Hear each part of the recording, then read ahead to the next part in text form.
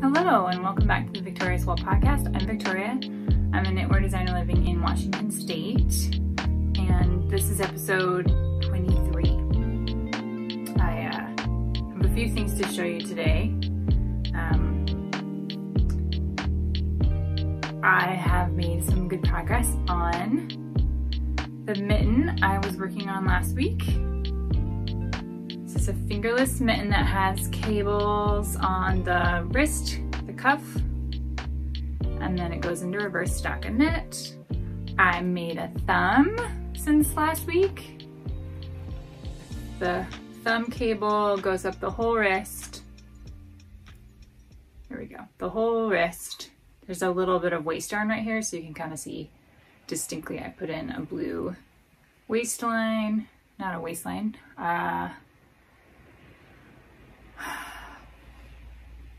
lifeline.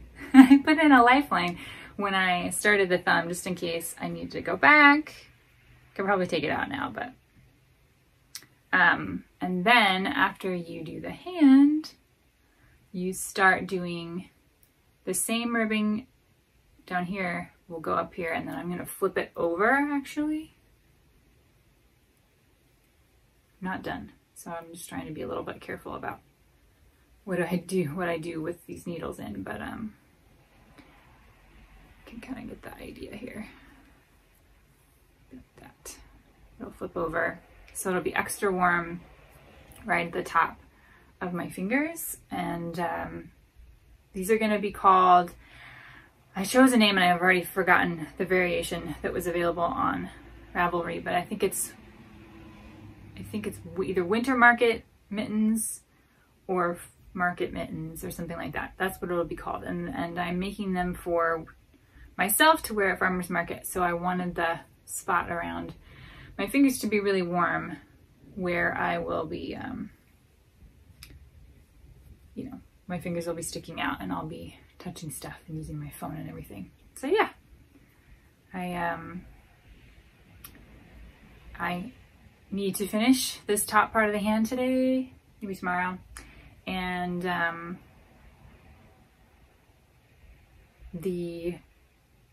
it needs to be blocked because I gotta make sure that it's gonna lay well on itself.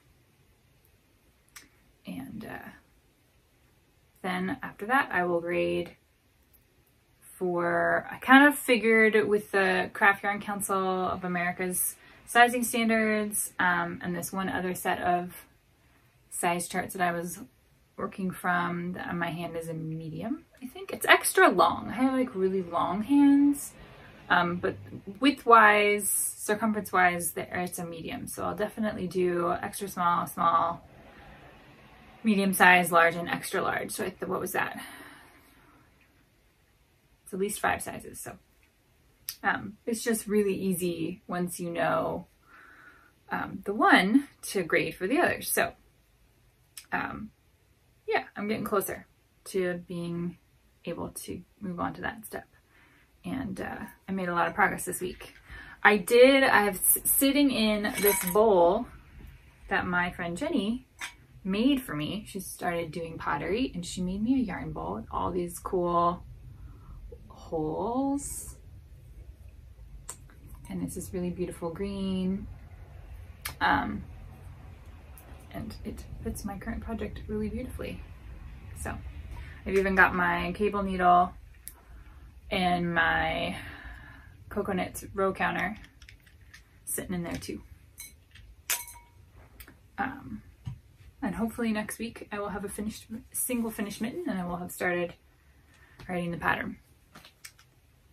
The other project that I wanted to talk about today was the Zever mittens that I designed and knit in 2008 that I started promoting again this week. And they are kind of more slouchy. I wanted to have like extra room around my wrists in case I really needed to layer up underneath the coat. My arms are generally really long and all sleeves. Shirts, jackets, any store-bought sweaters are all too short. So having like almost a wrist warmer version of a fingerless mitten is really helpful for me. And they have this cute little thumb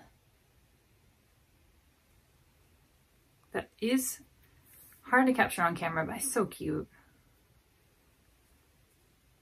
I did a reel on Instagram this week that was pretty good at showing all the details. Yeah, it's really adorable.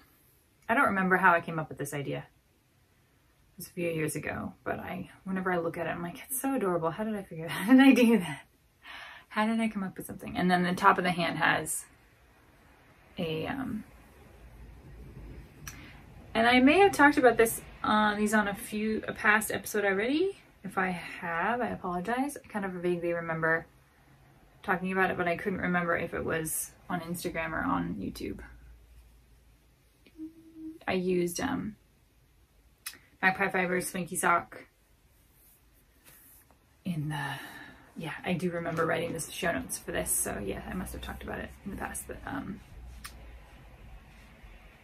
because I remember not being able to remember the name of the colorway and having to look it up. Anyway, these are fun. I am going to do a sale. My birthday is tomorrow. Hopefully I will have this edited and up by then. And I'll put the code, I'm going to do a little birthday sale and put the code here so that you can get a deal for both tomorrow and Saturday. Just be a couple of days. And you can get Zever if you want. You could get Meridian Lines, which is the square shawl that I've flipped over into a triangle that I'm wearing right now. It's a little cold in here, so I strapped it over my shoulders. Very cozy way to wear it. And then I've been thinking about this for a while. This is a sweater that, this is the Felix Cardigan by Amy Christoffers, Savory Knitting, and it has this really cute yoke eyelet.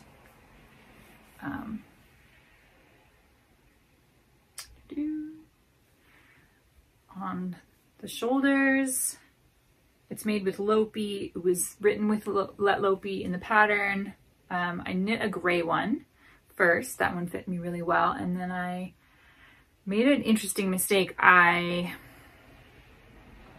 assumed that I could just use the exact same needles and I would get the exact same cardigan if I just, did it again. And I knit them kind of back to back. Knit one and then almost immediately knit the other.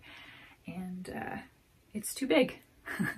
I think part of the issue probably is that this is a heavily dyed, not heavily, but it's a dyed yarn, a dyed colorway. And the other one was gray and I think natural shade. And dyes do change the gauge that you would get knit with them, knit with the yarn. And it has occurred to me one other time where I used in a project, I used a standard dye, I used a natural dye, and I used a sheep shade of all the same yarn, and they were different gauges. I got a different gauge knitting with them. Just gonna put it on. It's not terrible, but compared to the other one, it just doesn't fit me in the shoulders. It's too big in the shoulders. So the other one is not a cropped cardigan, but it's like a little cute cardigan, and this neckline is like way too open, and so the whole thing is just too big. So the goal is, I've been thinking about this for a while, and my friend Jennifer just did this with a bunch of her projects that she wasn't wearing. She took them, she frogged them. And so I've been thinking about it. I had kind of decided last time I thought about it, I guess last winter when I was like wearing sweaters and stuff, that, I really love this colorway. It's just like the perfect pumpkin pie colorway, and I want this cardigan in this color. So I'm gonna do it again. And it's been long enough. I think it's been a couple years. Has it been a couple years since I made it? maybe a year and a half. I may not have knit it in the fall. I may have knit it like in the winter or spring or something. But I'm going to frog it. I'm going to unravel it and wash it. And then I'm going to gauge swatch again. And then I'm going to knit probably, I don't know, I knit probably the smallest size in the pattern. So I'm just hoping I get like a better gauge, a more accurate gauge. And then I can still knit the small size. I would consider making adjustments to the pattern if I needed to make it smaller. It needs to be shorter in the yoke for sure. But how I'm going to do that is I'm going to unravel the sweater onto, I believe, my ball winder, because I've never done it. I've never frogged a finished project before. I'm going to find an end. Maybe I'll start with the sleeve or something, unravel the ends, and then bind it up on my ball winder. And then from the ball winder, then I'm going to put it back on my Swift so that I get like a big loop of yarn, and then I'll tie it at various places so it will stay untangled. And then I'll wash the skeins like in my sink. I have a blocking tub.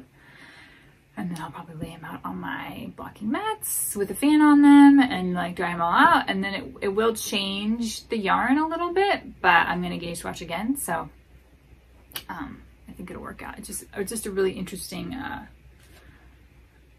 thing to do.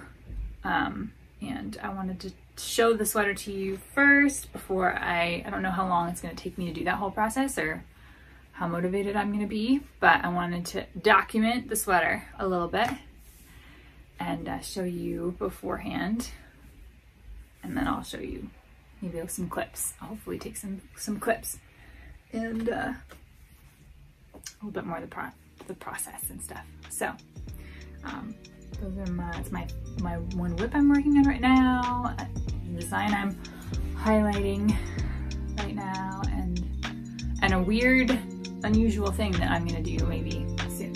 So yeah, I hope you're having a good week. It's the last week of October, and it's been raining all day. It rained a lot of this week, and yeah, it's nice actually. I don't know how many days of rain I'll like really be into it, but I think it's really cozy right now. So I hope you have a good weekend, and I'll see you next time.